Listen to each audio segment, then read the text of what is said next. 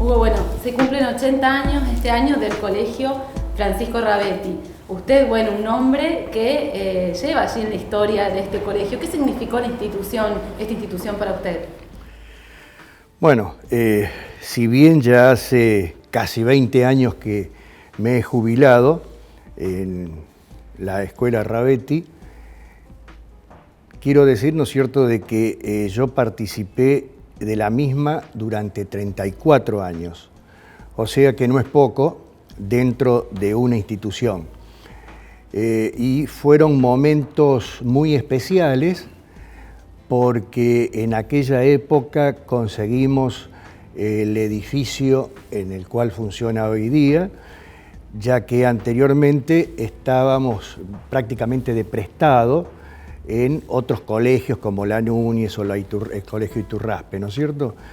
Eso nos permitió ampliar las posibilidades educativas, ya que siendo en un primer momento colegio nocturno, terminó con 4 turnos. Después de eso, bueno, viene el colegio nuevo, que llegamos a tener más de 1000 alumnos. O sea que de los casi 30 docentes que éramos, porque los maestros eran maestros realmente, pasamos a tener casi 150.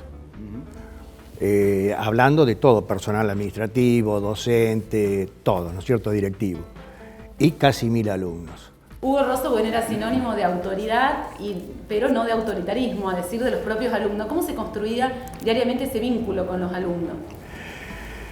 Hay un ejemplo que yo siempre le comento a mis hijos y a los que le toca ahora a mi hija, que tengo una nena de 11 años, que en el recreo todos me llamaban Hugo.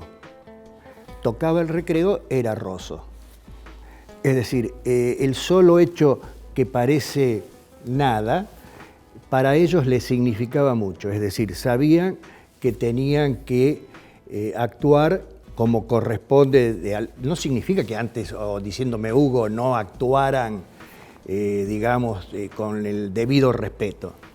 En aquel momento quizás era un poco raro que llamaran por su nombre al director, pero como, vuelvo a repetir, era una relación muy cercana con los alumnos, en donde se fomentaba el querer al colegio, lo cuidaban, realmente no había escrituras, no había cosas rotas, por ahí aparecían, por supuesto, y fundamentalmente creo que algo que es muy importante, los chicos sabían desde el primer día qué es lo que podían hacer y qué es lo que no podían hacer.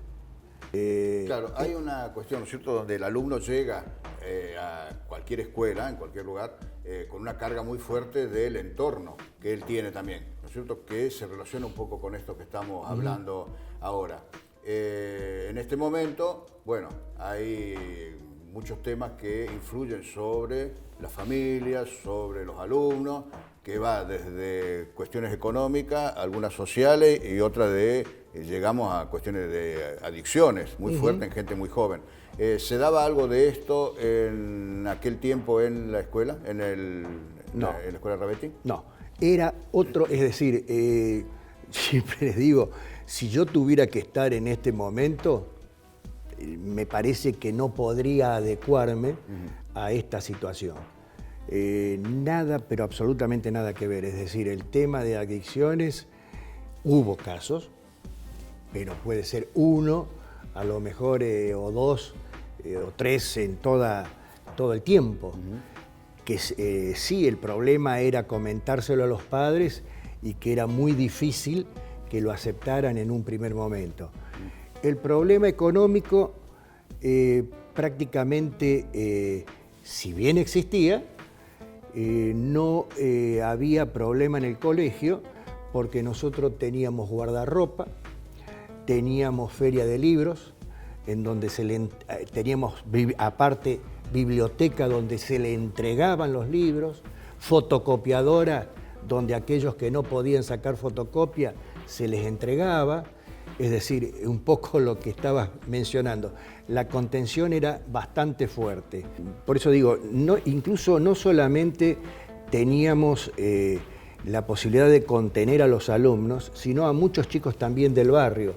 Además, se abrió, o lo abrimos, hacia toda la comunidad porque distintas actividades que el barrio por ahí necesitaba se hacían allí dentro, ¿no es cierto?, del polideportivo. Pero todo eso fue a base de trabajo, ¿no?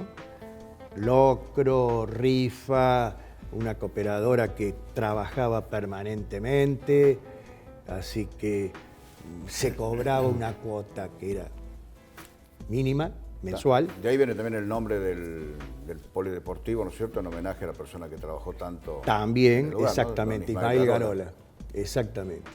Sí, sí, la historia de la Escuela Ravetti, ¿no es cierto?, en los 80 años es muy larga y muy vinculada también siempre a la política, ¿no? ¿Qué fue lo que te llevó a, digamos, a compartir en un momento dado la actividad docente e ingresar a la política? ¿Fuiste por voluntad propia o te buscaron, te llamaron? ¿Fuiste convocado? Jorge Bucco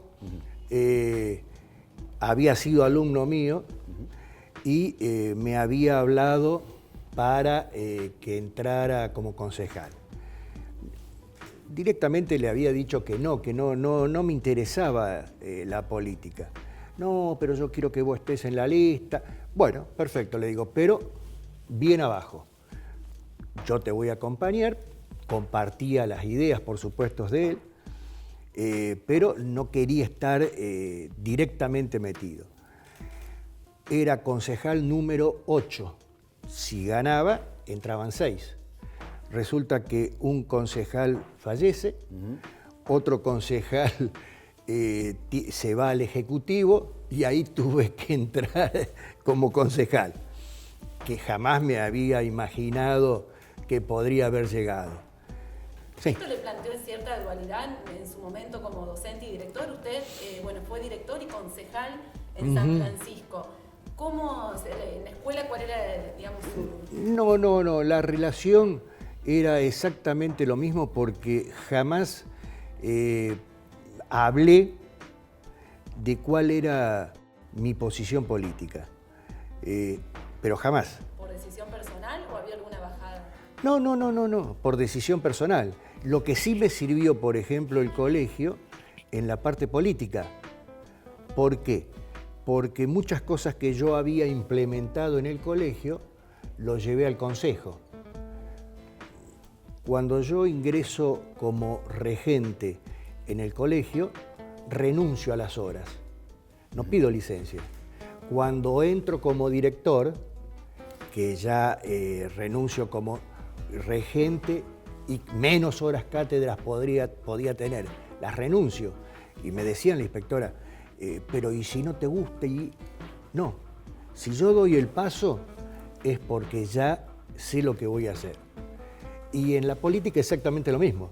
Es decir, sabía cuál era la situación y sabía también, al estar dentro, qué podría hacerse. Había cosas muy buenas y otras que había que modificar, pero fue el momento también del gran cambio que vino, ¿no es cierto?, en la ciudad. No nos olvidemos que Bucco ya era la tercera intendencia que había tenido. Por eso encaré ese desafío. Es decir, soy de buscar esos desafíos hasta dónde llego. Y bueno, después ya eso consideré, porque en todo momento yo creo que hay ciclos que se cumplen. Y yo consideré que ya mi ciclo estaba cumplido, es decir, había sido concejal cuando era el momento, cuando hubo la posibilidad de ser intendente que no se dio, la tuve, la luché. Entonces, en el caso de la docencia, todo lo que yo pretendía me superó hasta, porque pensaba nada más que llegar a la dirección y después, bueno, también estuve en el ministerio un año, que es una experiencia totalmente distinta, porque ya tenía que tener una visión general de la provincia, como subdirector general de gestión. Así que eso fundamentalmente me enriqueció en conocimiento, fundamentalmente también en la parte cómo se desarrollaba la política a nivel provincial, ya no solamente local. Y cuando tuve a lo mejor posteriormente para seguir, es como que ya no, ese interés había pasado. No. Así que ahí, bueno, cerré las puertas y quise ya estar más con mi actual esposa y cerrar, digo, ¿no es cierto?, las puertas a todas las otras actividades. Y ya en perspectiva del tiempo y aparte de distancia geográfica también. Sí. ¿Cómo se ve San Francisco hoy, la sociedad de San Francisco? Porque tenemos en cuenta que claro, no solamente vos en lo personal, sino en tu familia han estado muy vinculados a la sociedad de San Francisco. Sí, San Francisco yo creo que no escapa a la realidad del país.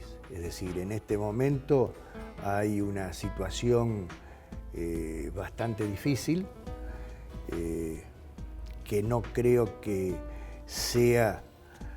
todavía no hemos llegado al fondo, todavía estamos en una etapa ahí intermedia, pero creo que ha mejorado en muchas cosas, ¿no?, a nivel San Francisco. Y se ha mantenido en otras que eran también orgullo, ¿no es cierto?, de la ciudad. Así que yo creo que en eso, una vez que esta situación general se modifique, porque lamentablemente los argentinos somos cíclicos, va a seguir progresando como corresponde, ¿no? Bueno, cerramos el ciclo de entrevista a Hugo Rosso. Gracias por haber venido y haber compartido, bueno, su trayectoria docente y su trayectoria también en la política. Hoy lo tiene alejado de la política totalmente. Está jubilado de la actividad docente, viviendo en otro lugar, en Carlos Paz, y bueno, con otra vida, ¿no? Ya viviendo afuera de San Francisco. Sí, sí. Tomando un merecido, por lo menos eso es lo que pienso, descanso, y agradeciéndoles a ustedes por acordarse, ya que hace unos cuantos años que no estoy ya ni en San Francisco y en estas actividades, ¿no? Así que les agradezco sobremanera.